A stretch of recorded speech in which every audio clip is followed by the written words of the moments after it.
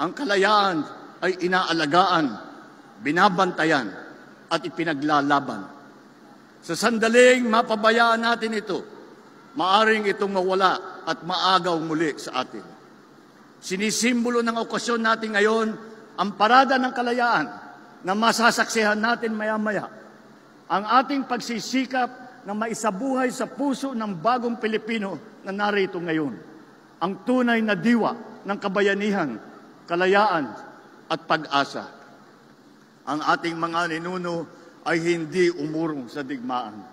Kaya tayo ay hindi rin tatalikod sa tungkuling ipagtanggol ang ating nasasakupan. Ipakita natin sa buong daigdig na ang tunay na kapangyarihan ay hindi nasusukat sa lakas o sa yaman, kung hindi sa tunay na kahulugan at katwiran ng ating ipinaglalaban. Sa alab